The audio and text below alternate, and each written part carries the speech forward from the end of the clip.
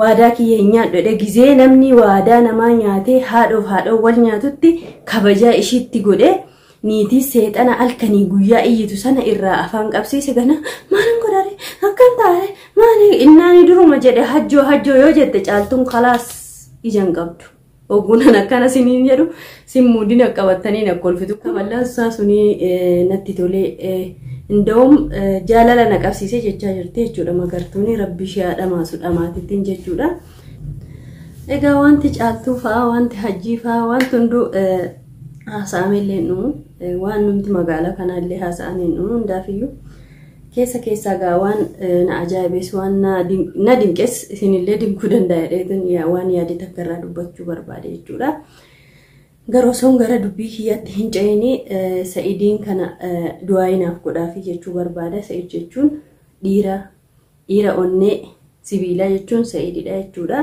Kan mujrimoota meeqa nurraa qabaa jiru rabbiin isallee yeroo dhihoo keessatti jiruu isaa addaan bittimte kana ijoollee isaa yaadee ijoollee isaa ifaajee biyya irratti deddeeme ijoollee isaa soqaa jiru hin beektan isiniin kunu rabbiin ijoollee isaatiin akkasa wal agarsiisu du'aayii godhaafi isiniin jechuu barbaada jechuudha. Maaliifiyyuu baalagee meeqa baalagee quufte nurraa qabaa jira.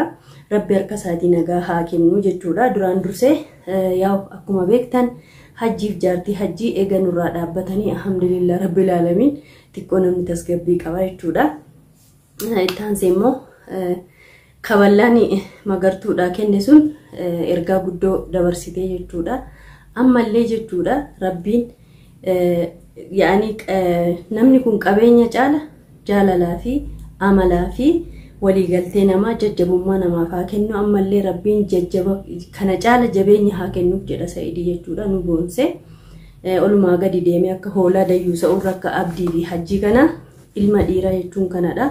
Irra tarteeyyuu namtittiin egaa kaballaan isaa suni natti tolee እንደውም ጃላላ ነቀብሲሴ ጀቻ ጅርቴ ጁዳ ማገርቱኒ ረቢሽ ያዳማሱ ዳማቲቲን ጀጁዳ አና ከነሌ ኢሺራ ከነ ዶርኬ ኢትማዲስ ያዳ ሰብኬ በራናስ ጭና ጅራ ዋንቲ ተክ ዋንቲ ሲሙደቱ ተክቲን እንጅሩ አደበዶ ኩማ ዱርቴ ሱመነ ኬታ ኤዋኒን ናንጀዴፍ አንሌ ኦቡሌ ሰኪያ ከበጃን ቀባፊ ከናፊዩ ኢሴ ኦፍረቴ ጋጅራ ጁዳ ዋይ ማገርቱ አስመረቲ ጥሙሩ በርባዳ ኢታንሴ ማማል ጀጁ በርባዴ video isa ergadhiisee ture argeera. Isiniin kunis arguullee hin dhabdanii hin argitaniitu jedhee abdii qaba. Garuu immoo irratti yaada qaba jechuudha. Caaltuu keenya kana dhamaatu waan ishiin jechaa jirtu argitanii dubbiinuu harkaa bade afaanuu harkaa bade waan jettus harkaa bade ani maa isiniin jechuu dhufee yeroo baay'ee yoon ani waan fuulduratti deemu kana isinitti ibse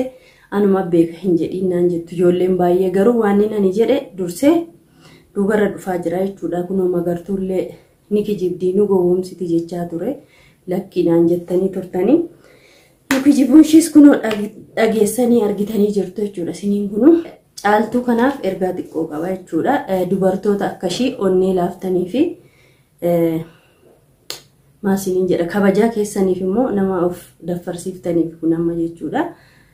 Abbaa ilmoo keessanii fedhe yoo ta'e maalinni yoo isiniin ta'in yoo isiniin yaadin yoo isiniin kabajin yoo alkanii guyyaa dhiiga simboochisee maali faayidaa dhirsummaa dhirsa akkasii maaliyyuu an akka kiyyaattaan dhirsa jechuun dhirsa nama kabajee waan qabuun wal kabajee wajjin jiraatee isa akkanaati malee kan ciisee algarra akkana hin jechaa kun akka hajjii kana ishiin jidaara ambaa dhiftee dhufti inni ciisee diriirfatee nadhoota akka 2-3 irratti fidee jechuudha.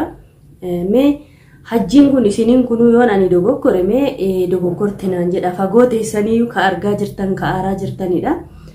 Caaltuudhaaf mee yaadannoo bareedaa yookiin immoo dhirsummaa gaarummaa dhirsaa kana maal kaa'eef ka'uma agartan kana kunoo ka waggaatti ishii boochisu baatii ishii boochisu ilmoosaa ishiirra darbee ilmoo gurgurate amma akkamitti waggaa kana guutuutti murtaa jettee tababbiftee duruu tababbifti afaan kana qaaquun beektu kaaftee mucayyoon achuma bishaan taate.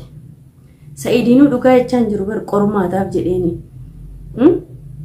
Bakka ishii gammachiisu caaltuu jechuudha.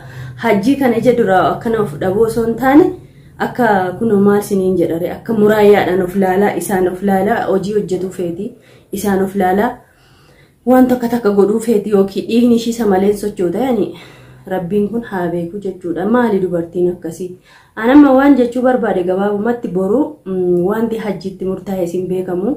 Isaan lachuutu wanti murtaa'e hin beekamu. Garuu Sa'iid gabaabumatti ishii qoruuf deemaa jira jechuudha. Osoo iyyuu kuni guutuun itti murtaa'e namtichi kun hidhame boruu deebitee akkuma Sa'iid kun jedhe dhirsa kiyya situ akkana godhee situ akkasna godhee situ mana kiyya diigee jetti jechuudha. Dubartoonni akkasii hedduutu jira. Yoo kana dandeenye jiraanna jettan baatanii namatti himatina. Maaliif iyyuu namni dhirsaaf niitii jidduu seenuu jechuun kijibaa ta'uudha. Dhuguma akka mucaan kun jedhe jechuudha. Mucaan kun bakka deemuu qabaa, karoora hedduu qabaa, ishiidha jecha.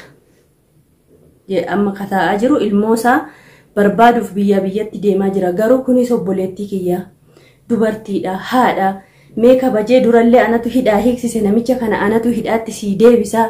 Waadaa kiyya hin nyaadhodhe gizee namni waadaa namaa nyaatee haadhoo wal nyaatutti kabajaa ishiitti godhe niitii seexana halkanii guyyaa iyyitu sana irraa afaan qabsiise gana maalin godhare akkam taare maali innaani duruma jedhe hajjoo yoo jette caaltuun kalaas ijan qabdu.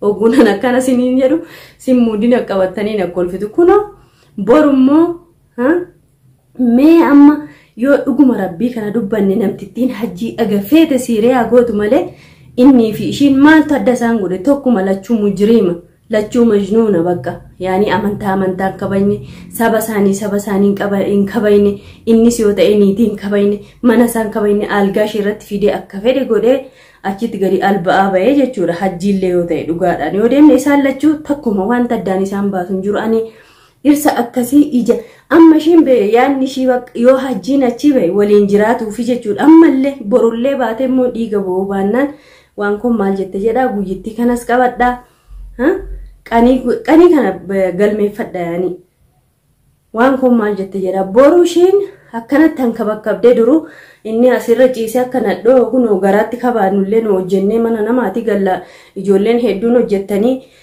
ulfa baatii meeqa taatanii hojjettanii mana keessanitti galtu inni akka ulfaa sanayyuu daran akkana ciisee tambalaaxxata huni garbichi jechaadha. Ammallee ishiin akkanuma gochuu fi hajjoon ishii killeedhaan cabaar kaawwe. Mee laalaa kana aqlii mucattii kana an duruma jedhemmoo mucattiin kun yaa'anii qalbiin ishii sammuun ishii waan yaanni ishii guutuun hajjiirra malee daa'ima ishiirra miti. Dildilli jettee jirti maaltu itti irratee caaltuu maan yaanni ishii hajjiidha. Amma baatii sadii hidhamu baatii sadii hidhamee ogguu bahe qoy amma maali maqaan isaa si farrashne jechaadha. Farsha abdiimaadhaan si mannee hajjii aruusa akkana si goona a'uz billaa binnish maali mucayyoo ati aqluma kee akkamuma si goona rifattee duute bar sukkaarra akkasitti hin dhumne ka rifaatuu hajjoo keetii jechaadha. Mee maal si godhe yaadannoo bareedaa kam si godhe akkana dhiiga si gochise summii si obaasise du'ni si dide malee rabbi si eege malee barati jiraa si awwaaleera hajji namtittii daran abbaan ilmoo kee jiraa si awwaale jechuudha. Ishiin bar amba dhirsa kana jechuun macheem maatii keessan daran isinitti aana bar dhirsa jechuudha jechuun kiyya nu gaafa ijoollummaa keenya malee mee amma kana gizee amma jirru kanarratti umurii amma jirru kanarratti warra keessan fuuldura qullaanii dhaabbattanii la abbaa manaa keessan garuu bakka ofitti aansitanii nama kamii olittuu waan keessan guutuu dabarsitanitti kennitan innuu kan siin taane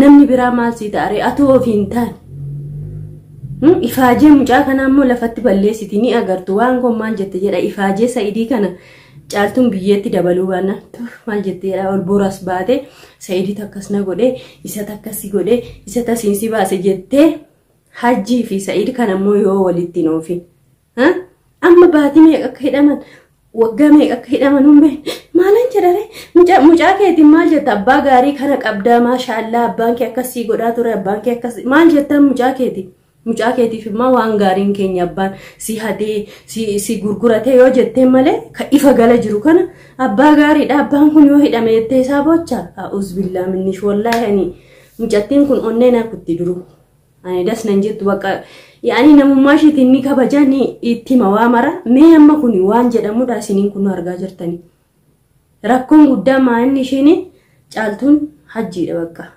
jaalala hajjii malee daa'ima ishiitiif waa takka illee hin qabdu isheen.